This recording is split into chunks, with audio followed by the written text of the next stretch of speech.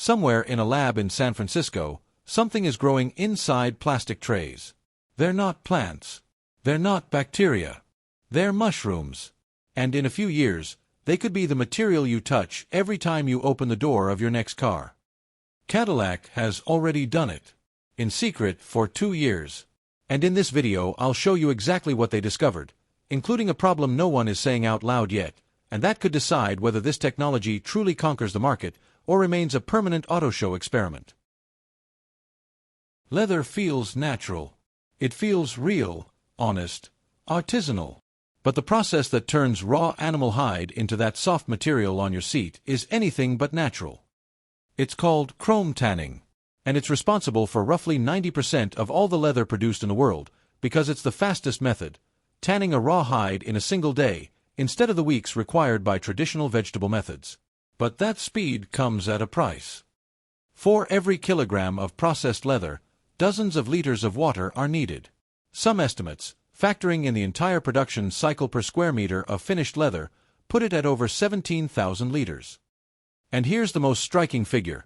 Up to 80% of the chemicals used in tanning aren't even absorbed by the leather. They end up in the wastewater. In industrial districts like those in India, a single tannery cluster can produce 50,000 cubic meters of wastewater per day. This isn't a local problem. This is one of the most water-intensive industries in the world, relative to its size. And there's an even more unsettling detail. The chromium used in tanning, under certain environmental conditions, can turn into hexavalent chromium, a substance classified as carcinogenic. But there's a hidden problem with the vegan alternative too, the one everyone thinks is the best solution, and we'll get to that in just a moment. Because for years, the proposed alternative has been so-called vegan leather. Sounds good. Sounds ethical. But in most cases, vegan leather simply means plastic. Petroleum-derived polyurethane. A material that cracks, peels, and turns sticky after 2 summers in the sun. In other words, to avoid animals, we chose plastic. And to avoid plastic, something else was needed. Something that doesn't come from animals. Doesn't come from petroleum. But grows. To understand why mycelium is shaking up the automotive industry, we need to take a step back. All the way to the biology of a mushroom. When we think of a mushroom, we picture the cap poking out of the ground. But that's just the tip of the iceberg, literally just the fruit of the organism. Below the surface, there's a dense network of filaments called mycelium, the true root of the fungus. It's a structure that expands, cell by cell, incredibly fast, forming a dense, resilient network. And it's exactly this network that biotech engineers have learned to program. The company at the center of this story is called MycoWorks, founded in San Francisco in 2013. It developed a proprietary technology called fine mycelium. The process starts with agricultural byproducts, wheat bran, water, recycled wood sawdust, materials that would normally be discarded. The mycelium is grown under controlled conditions, over just a few days, forming a dense sheet of interwoven natural fibers.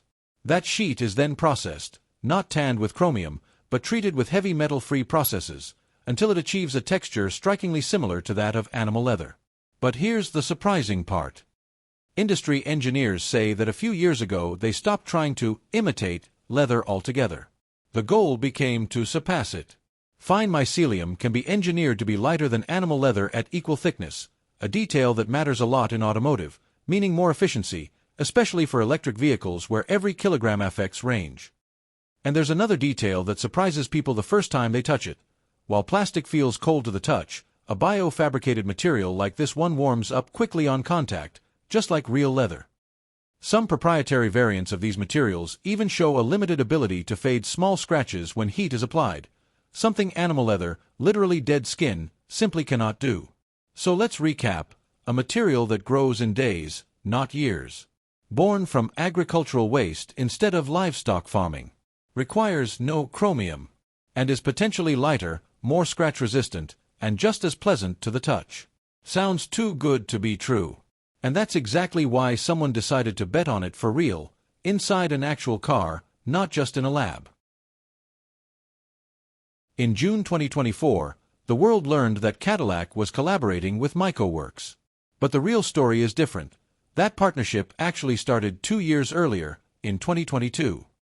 For 2 years, engineers and designers worked quietly, testing the material, verifying its durability, adapting it to the strictest standards of the automotive industry, which is unforgiving. A seat has to withstand extreme heat, UV rays, daily abrasion, 4 years. The public result is called Cadillac SOLLEI, an all-electric 2+2 convertible concept, presented with a design inspired by the cream colors of 1950s Cadillacs. Fine mycelium doesn't yet cover the whole car. At the moment it's used in specific spots, the charging mats on the center console and the map pockets in the doors, in an iridescent finish specifically chosen to showcase the material's unique texture. Cadillac's designers explained that the choice wasn't purely aesthetic. It came from a desire to explore innovative, low-impact materials without sacrificing luxury. The stated goal wasn't make an eco-car that looks cheap, but to prove that sustainability and luxury aren't in conflict. Even before the SOLLEI, Cadillac had already tested the material on a small accessory, a card holder. A proof of concept, to see if the material could handle daily use before scaling it up to a full car component. This is the crucial point of the story. The SOLLEI isn't a car meant for sale. It's a manifesto. It's how a legacy brand tells the rest of the industry, this technology works, and we're ready to scale it. And in fact, it didn't remain an isolated case. Because around the same time, 4 other automotive giants started moving in the exact same direction. When one brand alone experiments with a new material, it's curiosity. When 5 premium brands do it at the same time, it's an industry trend. Mercedes-Benz has integrated bio-based materials into its Vision EQXX concept, a project specifically designed to showcase the future of efficiency and sustainability in electric luxury. Bentley, one of the most exclusive brands in the world, where every interior is traditionally hand-stitched in premium leather, is investing heavily in lab-grown materials. BMW has launched its own dedicated line, Veganza, focused specifically on alternatives to animal leather. Kia, in its EV3 concept, has integrated mycelium-based fabrics produced by other companies specializing in European biomaterials. And behind these choices are concrete numbers. The sustainable automotive textiles market is projected to grow from $36 billion in 2024 to $54 billion by 2034. This isn't philanthropy. It's industrial strategy. 3 forces are pushing in the same direction at the same time: increasingly strict regulatory pressure on industrial emissions, ESG commitments that large automotive groups can no longer postpone, and growing demand from premium customers, people willing to pay for luxury that is also ethical. And there's one final practical detail manufacturers particularly appreciate. Unlike animal leather, these bio-based materials don't require periodic conditioning oils. A simple damp cloth is enough for maintenance. Less maintenance, less weight, less chemical impact. Sounds like the perfect recipe.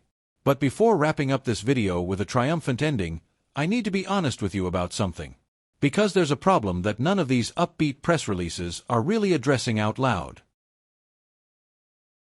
If mycelium is so superior, lighter, less polluting, faster to produce, why isn't it on your car seats right now, at this very moment? The answer is a word that shows up in almost every serious industry report on this topic: scalability. Growing a panel of mycelium in a lab, for one accessory, for one auto show concept car, is one thing. Producing millions of square meters of that material, with consistent thickness, certified durability, and a cost competitive with traditional leather at a global scale, is a completely different problem. Every industry source analyzing these materials, from Cadillac's concept cars to 2026 industry reports, converges on the same point. The technology works. The challenge is producing it at scale while keeping quality and costs under control. That's why, even today, no major brand sells a production car entirely upholstered in mycelium. It's always limited to specific components: mats, pockets, details. Not yet the entire cabin. The real turning point will come when a manufacturer manages to build facilities capable of growing this material at industrial scale, with the same reliability as tanning a hide in a single day today. And according to several industry sources, that moment might not be far off. For upcoming 2026 model launches, brands like Kia and Volvo are reportedly already considering more aggressive adoption of these sustainable fabrics on mid-range models, not just on absolute luxury. If that really happens, We won't be talking about an auto show detail anymore. We'll be talking about a structural shift in one of the most conservative industries on the planet. Let's recap what we discovered today. Traditional leather, considered the pinnacle of luxury for over a century, hides an enormous environmental cost: water, chemicals, chromium that in the worst cases becomes carcinogenic. Mycelium offers an alternative that isn't a compromise. In several technical respects, weight, production speed, chemical impact, it actually surpasses animal leather. Cadillac proved it first with the SOLLEI, after 2 years of quiet development. Mercedes, BMW, Bentley and Kia are following, each with its own approach. And the only real obstacle left isn't scientific. It's industrial, taking this technology from lab scale to a global assembly line. Next time you sit on a leather seat, ask yourself, what am I really touching? And what will I be touching 5 years from now? Because if this technology truly manages to scale, the luxury we know today, made of animals, chromium, and wasted water, could become a memory. Replaced by something that, literally, grew in a lab in just a few days. If this video opened your eyes to a piece of the future no one had told you about quite like this, subscribe to the channel. Here we regularly cover the technologies quietly rewriting the rules of entire industries, before they become news everywhere. And tell me in the comments, would you buy a car with mycelium interiors if it cost the same as traditional leather?